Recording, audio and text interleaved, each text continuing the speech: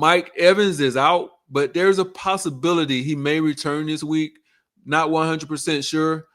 So even if Mike Evans was to return, you still got two of the top three receivers that are going to be out. And I think this game is going to have a lot of points, and Baker's got to have somebody to throw the ball to. So pick this guy up if you need a bye week player this week. I think he would be an excellent pickup. Welcome to Pigskin Passion TV, and it's your boy, the Black Mamba. It's season number 3, episode number 110. And guys, we back for another week of fantasy football. Your boy joined the winner's circle again this week with a pretty easy victory. But you know what? I was doing what I was supposed to do. The guy that I beat, he's probably one of the lesser teams in the league, even though his record was better than mine. Actually, we had the same record. But his team, they've been performing underwhelmingly the whole year.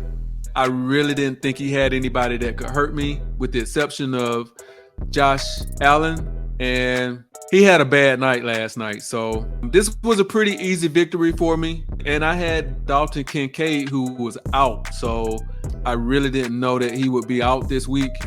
And I really didn't have room to pick up another player anyway. So it kind of worked out.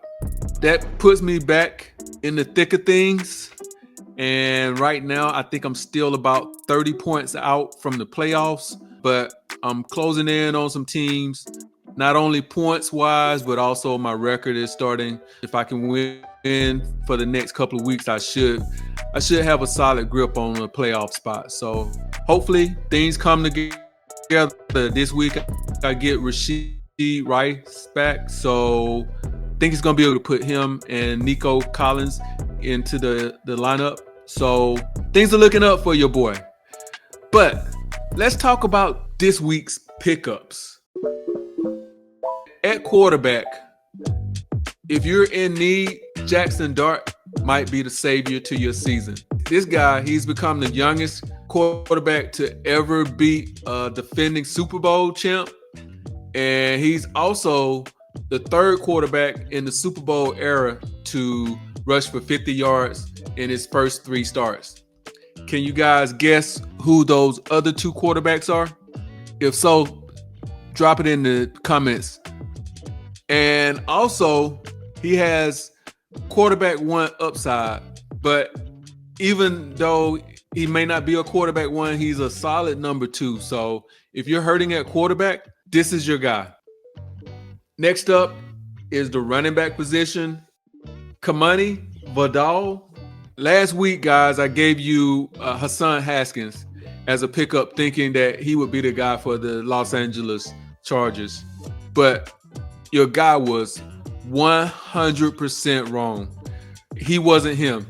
It's actually Vidal. So he may have gotten picked up last week, but if he didn't, you definitely probably want to go out there and put a nice bid in for him, because Amari Hampton is going to be out for the next couple of weeks. So if you need a boost in your lineup, you should be aggressive to go out and get this guy. And I think he'll make a good number 2 while Hampton is on the IR. It would have been nice to pick him up last week when he was a lot cheaper, but if he's out there, you just got to be aggressive to get him. Next guy on the list is Bam Knight with the Arizona Cardinals. On Sunday, he was the leading rusher for the Arizona Cardinals. He was the guy in the backfield. Again, I was wrong. I thought that it would have been Michael Carter, but Bam Knight was definitely the guy. He was getting all the rushes inside the 5-yard line. So if you have a player on bye or you need a body, I would sprinkle a little bit on Bam Knight. I wouldn't go out and spend a whole lot, simply because Trey Benson is probably going to come back here soon. Next guy on the list is Tyjae Spears. Spears is getting on the field more, and I think he'll continue to see more time. And he's primarily the pass catching back. And I see him getting a lot of work because I see the Titans playing from behind a lot. as they've already played from behind a lot. So I don't see it getting any better as far as them like having any leads, trying to run on first and second down. I think they'll be doing a lot of passing over the next couple of weeks as well. The next guy up at wide receiver is Kayshon Butte. On Sunday, he caught 5 passes for 93 yards, and he had a couple of tutties as well. The only thing about him, he hasn't been consistent, but he does have a lot of potential. Another plus or solid for him is he has a stud quarterback, and I think his ceiling is worth the risk of going out and putting a bid in to get him. Next up is Jordan Whittington with the Los Angeles Rams. I think Puka's going to be out this week, so this will make him next man up if Puka's more than likely to miss this week. I expect him to have a significant role in the offense. I wouldn't go out and, make it an all-out high bid to pick him up, but you should be able to get him for a decent price. There probably will be other wide receivers guys will be trying to pick up. Next up is Tez Johnson with the Tampa Bay Buccaneers. I think he'll have a bigger role this week simply because Emeka Egbuka is out this week, or he's probably not going to suit up. We already know that Chris Godwin is going to be out, and Mike Evans is out, but there's a possibility he may return this week. Not 100% sure. So even if Mike Evans was to return, you still got 2 of the top 3 receivers that are going to be out.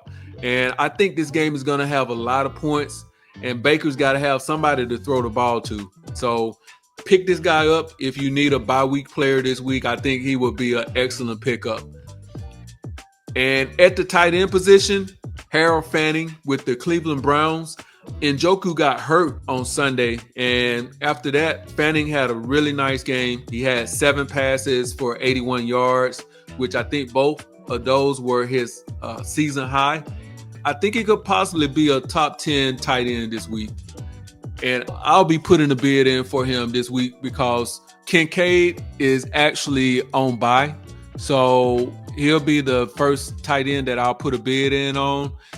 If for some reason I can't get Harold Fanning, then I'll go after Cade Otton. And I think he's a decent play this week. Like I said, he's with the Tampa Bay Buccaneers. And as I was saying earlier with Tez Johnson, 2 of the 3 Tampa Bay receivers are more than likely out this week. So again, I think this game will have plenty of scores and there'll be a lot of offense and a lot of passes to be caught by Baker. So I like Cade Otton if I can't get Harold Fanning. And again, guys, I stream my defenses.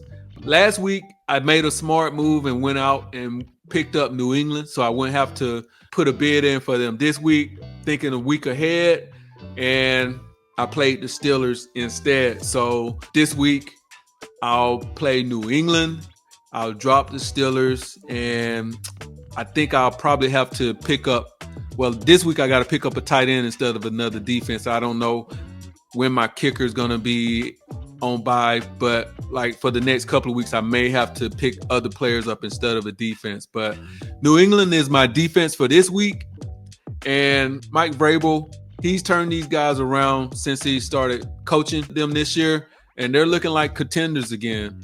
I like Mike Vrabel. He's one of my favorite coaches in the NFL. And the Patriots, they have 13 sacks this season, and they've also forced 7 turnovers. So that doesn't bode well for struggling Tennessee Titan offense that's averaging less than 14 points a game. The rushing average is around 82 yards with 151 yards per game. So they already don't have a lot of offensive firepower. And to add to that, they have a league high of 20 sacks. So this offense is just all around putrid.